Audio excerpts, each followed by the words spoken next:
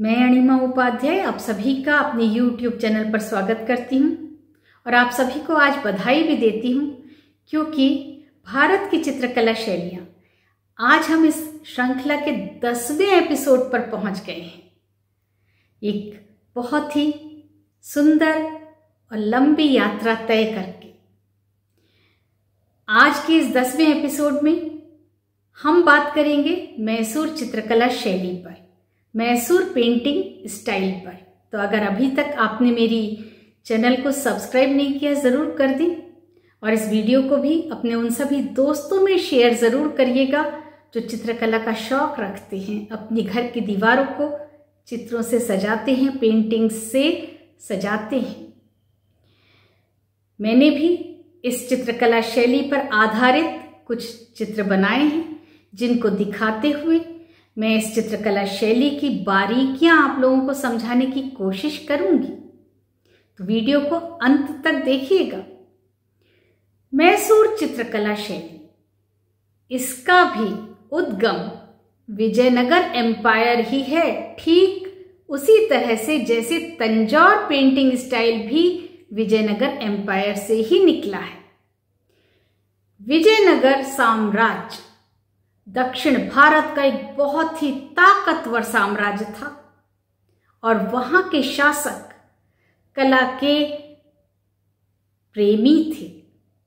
उन्होंने कला को संरक्षण दिया और शीर्ष तक पहुंचाने में कलाकारों की मदद भी की।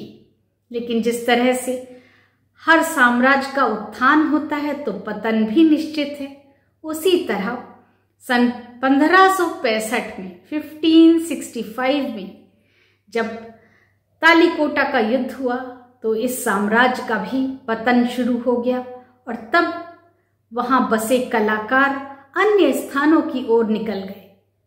जो तंजौर की तरफ चले गए थे उन्होंने तंजौर पेंटिंग स्टाइल को बनाए रखा और जो मैसूर की तरफ आ गए उन्होंने जो चित्रकला शैली को आगे बढ़ाया वो आगे चलकर मैसूर स्कूल ऑफ पेंटिंग के नाम से मशहूर हुआ। ये भी माना जाता है कि ये दोनों ही पेंटिंग स्टाइल्स अजंता की गुफाओं से निकली हैं। इनका उद्गम अजंता की गुफाएं हैं।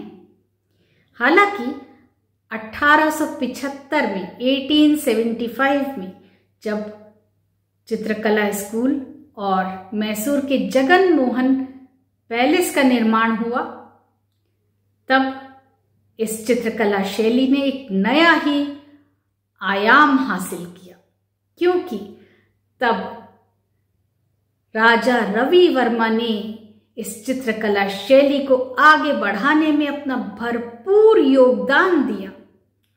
राजा रवि वर्मा किसी पहचान के मोहताज नहीं हैं।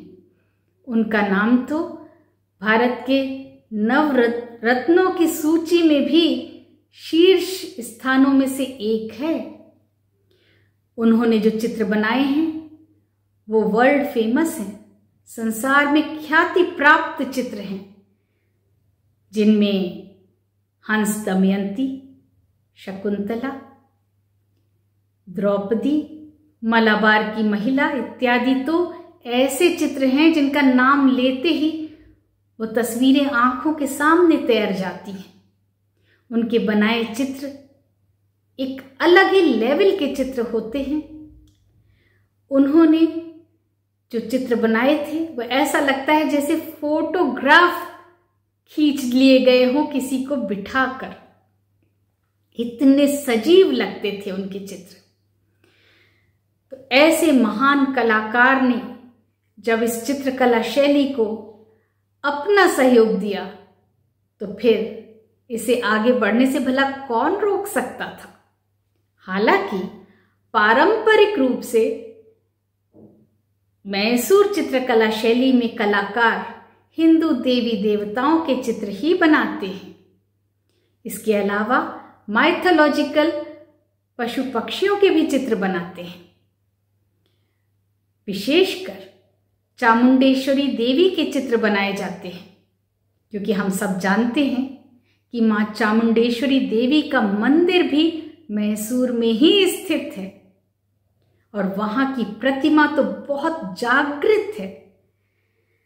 तो चामुंडेश्वरी देवी के चित्रों के अलावा माँ सरस्वती, माँ लक्ष्मी इत्यादि के चित्र भी बनते हैं। राधा कृष्ण का चित्र तो हर कलाकार बनाना ही चाहता है, तो भला मैसूर के कलाकार क्यों ना बनाएं।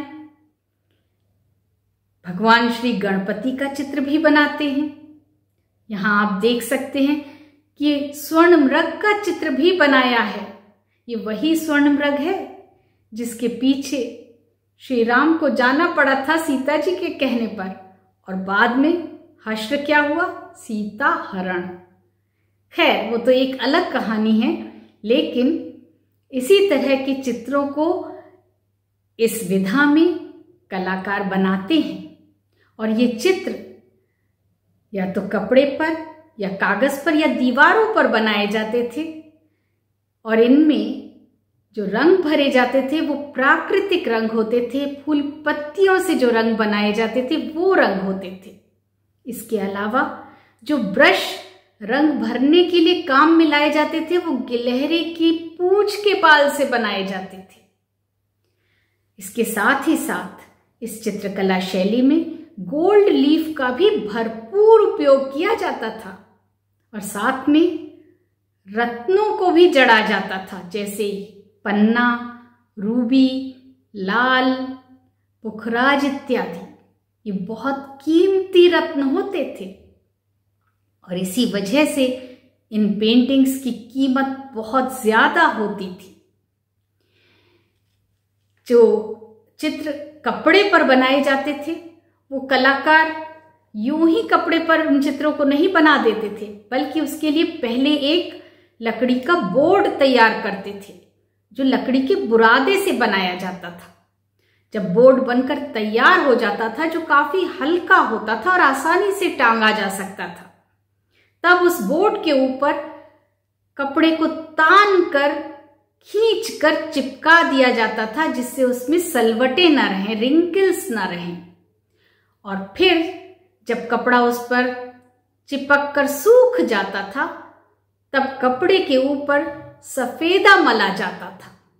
ये सफेदा गोंद और चूने के मिश्रण से बनता था, और ये इसलिए उस पर घिसा जाता था ताकि रेशे न रह जाएं, जिससे रंग जब भरें कलाकार तो वो अपने मन माफिक उस पर रंग भर सकें और वो यूं ही इधर उधर ना फैले। तो इस तरह से जब बोर्ड तैयार हो जाता था, उस पर कपड़ा चिपक जाता था, उस पर सफेदा हो जाता था, तब कलाकार उसके ऊपर ड्राइंग करते थे, कोयले की मदद से या पेंसिल की मदद से। और जहां जहां उन्हें उभार देना होता था, जैसे चेहरे पर वस्त्राभूषण बनाने के लिए, इमारतों के स्तंभ यानी पिलर्स वगैरह बनाने के लिए, वक्षस्थल बनाने के लिए, तब वो वहां पर गैसो वर्क करते थे, जिसे हम कहते हैं एम्बॉसिंग। और ये करने के लिए वो वहां पर थोड़ा अधिक सफेदा लगा देते थे या गत्ता चिपका देते थे, जिससे उभार आ जाए, जिससे 3 डायमेंशनल इफेक्ट चित्रों को प्राप्त हो जाए। और ये गैसो वर्क तंजौर पेंटिंग स्टाइल में भी बहुत किया जाता है, मैसूर पेंटिंग स्टाइल में भी किया जाता है।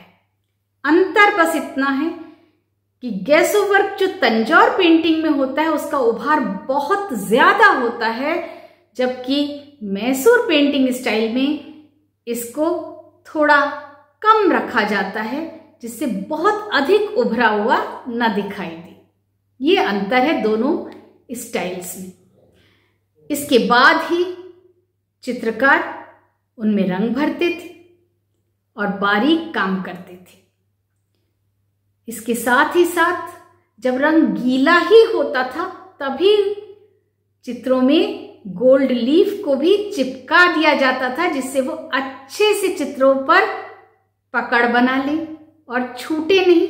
और जो रत्न चिपकाने होते थे वो भी तभी चिपका दिए जाते थे जब रंग सूख जाते थे और गोल्ड लीफ और रत्न अच्छे से कपड़े को पकड़ लेते थे, चित्र पर बैठ जाते थे, तब पूरे चित्र को एक हल्के पतले कागज से, जिसे झिल्ली कागज कहते हैं, उसे ढक दिया जाता था और फिर एक बहुत ही सॉफ्ट स्टोन से उन चित्रों को घिसा जाता था और उस स्टोन का नाम होता था कसलुपादकल्लु, जिससे कि चित्र बहुत ही चमकदार और शानदार बनकर निकलते थे। जब उस कागज को हटाया जाता था तब जो चित्र दिखलाई पड़ते थे वो बहुत ही आकर्षक, चमकदार और शानदार दिखाई देते थे। इन चित्रों में चित्रकार अपनी भावनाओं को दर्शकों की भावनाओं से जोड़ते और प्रेरित करते नजर आते हैं। असली सोने की पत्थर, जिसे गोल्ड लीफ कहते हैं, और रत्नों को लगाने से ये चित्र बहुत ही एक्सपेंसिव बन जाते हैं। तो लोगों की जेब पर ये चित्र भारी ना पड़े, ये पेंटिंग्स भारी ना पड़े, इसलिए आजकल कलाकारों ने इसका भी तोड़ निकाल लिया है। वो कांच के नग इस्तेमाल में लाने लगे हैं बजाय रत्नों के, और गोल्ड लीफ की जगह भी उन्होंने या तो सुनहरे कागज या किसी अन्य पतली धातु का इस्तेमाल करके करना शुरू कर दिया है, या गोल्ड पेंट को इस्तेमाल करते हैं। और इस तरह से ये चित्र अपनी शान आज भी वैसे ही बनाए हुए हैं जैसे पुराने जमाने में बनाए हुए थे। तंजौर पेंटिंग स्टाइल और मैसूर पेंटिंग स्टाइल में यही अंतर है कि तंजौर पेंटिंग स्टाइल में गैसो वर्क बहुत अधिक उभरा हुआ होता है, उसमें गोल्ड लीफ का इस्तेमाल बहुत ज्यादा होता है और नग भी ज्यादा इस्तेमाल में लाए जाते हैं, जेम्स रत्न ज्यादा इस्तेमाल में लाए जाते हैं। जबकि मैसूर पेंटिंग स्टाइल में उभार कम होता है और रत्नों का और गोल्ड लीफ का प्रयोग भी थोड़ा कम होता है, रंगों का प्रयोग ज्यादा किया जाता है। तो आज का ये वीडियो आपको कैसा लगा बताइएगा जरूर। अगले वीडियो में किसी अन्य चित्रकला शैली के साथ फिर हाजिर होंगी। तब तक के लिए विदा।